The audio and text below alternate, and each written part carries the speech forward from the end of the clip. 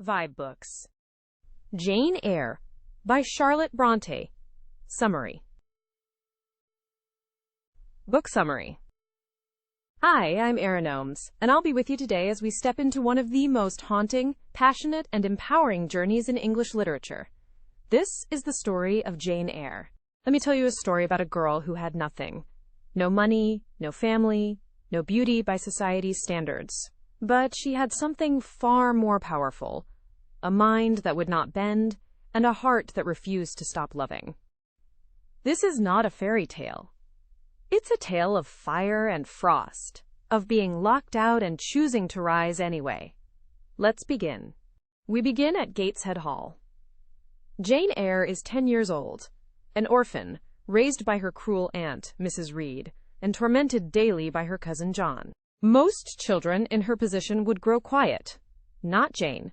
She reads, she questions, she pushes back. And when John hits her and she finally retaliates, she's blamed, locked in the Red Room, a place so terrifying that even the servants avoid it. It's here, in that blood-colored chamber of fear and injustice, that Jane learns this truth. I resisted all the way, a new thing for me, and a circumstance which greatly strengthened the bad opinion Bessie and Miss Abbott were disposed to entertain of me. She doesn't know it yet, but this defiance will define her life. From Gateshead, she's sent to Lowood School, a charity institution for orphan girls. It's run by Mr. Brocklehurst, a hypocrite who preaches humility while living in luxury. The girls are underfed, overworked, and publicly shamed. But it's here Jane meets Helen Burns, her first real friend. Helen is kind, wise, and spiritual in a way Jane can't quite understand. When Helen dies of consumption, it's the first deep crack in Jane's heart. She stays at Lowood for 8 years, 6 as a student, 2 as a teacher, and then one day, Jane decides she needs more. I am no bird, and no net ensnares me. I am a free human being with an independent will.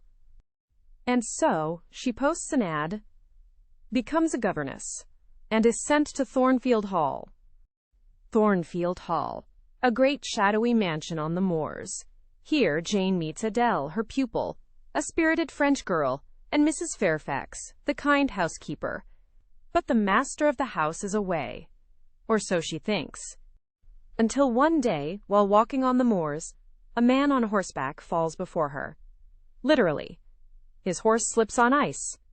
She helps him up. They exchange words.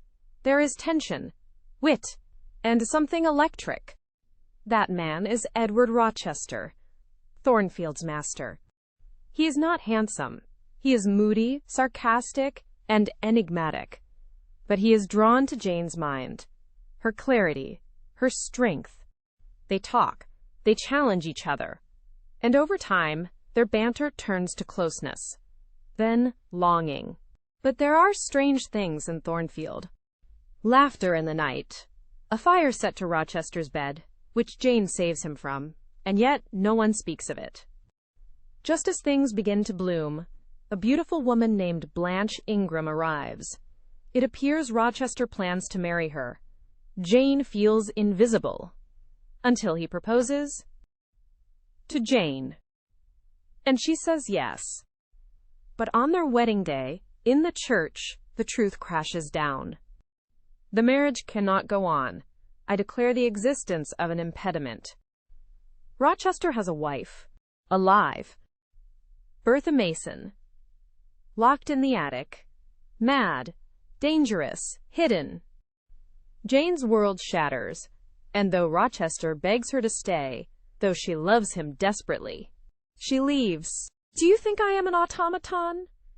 Do you think that because I am poor, obscure, plain, and little, I am soulless and heartless? You think wrong. She walks away, with nothing, penniless, starving, alone. Jane walks for days, sleeping in the wild, until she collapses at the doorstep of strangers, the Rivers family. They take her in. She recovers. Slowly, she begins teaching again in a nearby village. And just when life begins to feel bearable, she learns she has inherited money from a lost uncle. Suddenly, she is independent. Then comes a proposal. Not from Rochester, but from St. John Rivers, a missionary. He asks Jane to marry him, not for love, but for duty, to join him on his mission abroad. But Jane, even now, knows herself too well. I will keep the law given by God, sanctioned by man. I will hold to the principles received by me when I was sane, and not mad, as I am now. She refuses. She listens to her heart.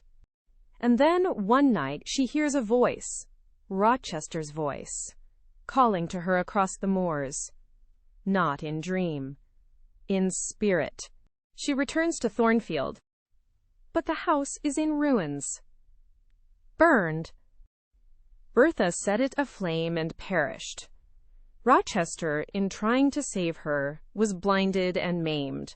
Jane finds him in a cottage nearby. She walks in, he doesn't see her. But he feels her. Reader, I married him. They marry, not as master and servant, but as equals. Jane Eyre isn't just a romance, it's a declaration that women have minds and hearts, that they can walk away from what breaks them, that they can return on their own terms. It's about choosing yourself, again and again, even when the world tells you not to. Jane was plain, poor, alone, but she never stopped believing she was worthy of love. Not just anyone's love, her own. Thank you for listening. If this story moved you, share it with someone who loves fiercely and walks forward with quiet strength.